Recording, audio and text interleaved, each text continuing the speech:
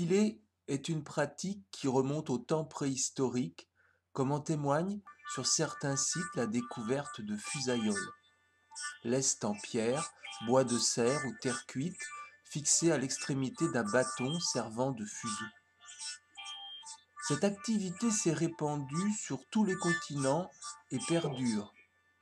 Si les moyens techniques pour filer ont considérablement évolué et se sont largement industrialisés, le filage au fuseau et au rouet n'a jamais été abandonné en milieu rural dans de nombreuses contrées. Filer revient à mêler des fibres de manière à produire un fil résistant qui permettra ensuite la confection de vêtements, de cordages ou le tissage. Filer la laine au fuseau consiste à tirer des fibres de la quenouille, réserve de laine en boule, pour les assembler en utilisant l'énergie restituée par la mise en rotation du fuseau auquel le fil est raccordé et sur lequel on l'enroule une fois produit. Mais l'expérience du filage dépasse largement la seule production de fil.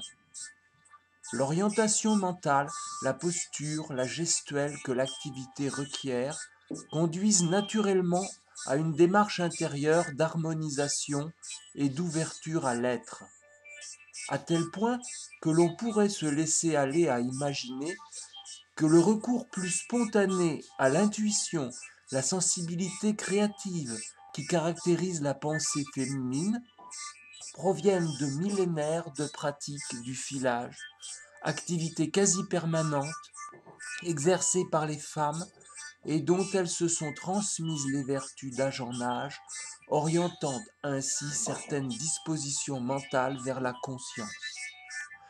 Toutes les personnes qui filent ou ont filé la laine vous décriront ce calme et cette disponibilité intérieure provenant du recentrage induit par le travail dans l'axe vertical, couplé à l'entretien rythmé de la rotation du fuseau et du tirage des fibres.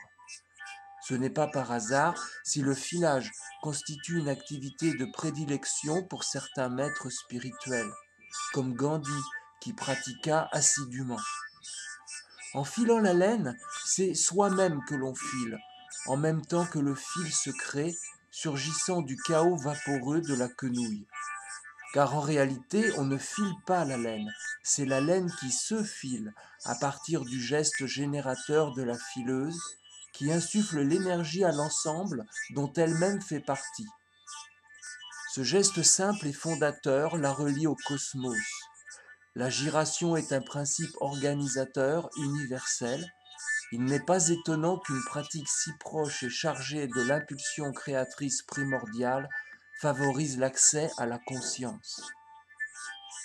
Bien sûr, on peut vivement conseiller à tout le monde de filer, mais si le filage est un exemple particulièrement fort de ce qu'est l'orientation du mental vers la conscience, au-delà de l'exemple, ce qui apparaît, c'est que tous les actes du quotidien peuvent s'accomplir dans cette dynamique.